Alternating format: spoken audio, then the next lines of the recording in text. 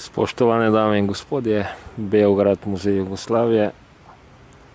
Nekako je smiselno, da se na vas vprašamo o teži te mantre, ki se glasi: druže Tito, mi ti se kunemo, da se tvoga puta ne skrenemo.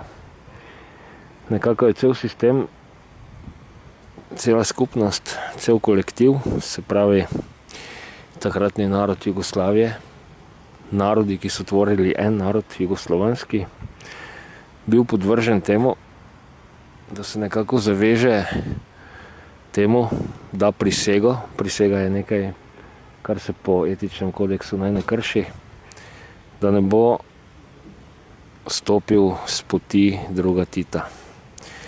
Ne da bi bilo objektivno jasno, ali je ta pot prava, oziroma danes nekako vidimo, kje se je vse to končalo, in predvsem z neko težo siljenja v to, da mora človek v življenju kot pot, ki jo hodi, izbrati pod prisego, pod nekoga drugega.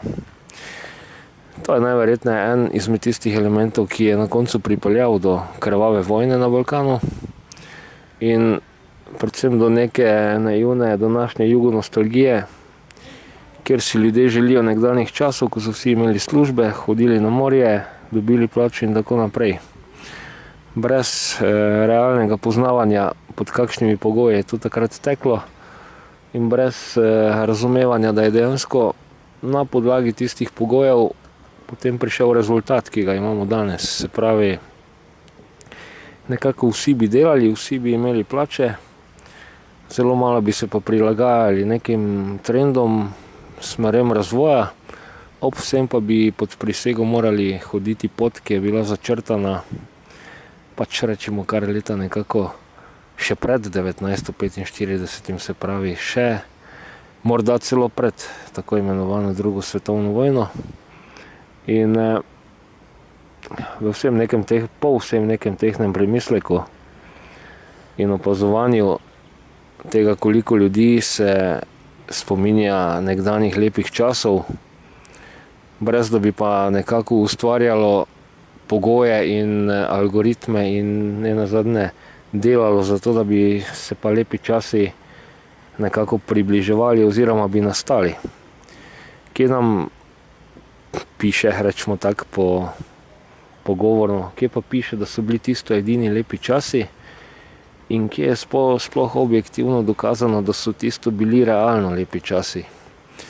Tako da nekako po zdaj kar nekaj letih pojačanja jugonostalgije je povsem smiselno, da pričnemo gledati naprej in si lepe čase ustvarjamo, kajti nenazadnje smo tudi na Zemlji v vesolju, vesolje je, rečemo tako, brezmejno, in če si ne bomo ustvarjali optimizma in si vedno novih in novih poti nekako začrtovali, ki imajo cilj blaginjo, lepe čase in tako naprej, bomo dejansko zaštekali v tej mantri: druže Tito, mi ti se kunemo, da s tvoga puta ne skrenemo. Kajti, če se tako izrazimo nekako določno, se je njegova pot končala.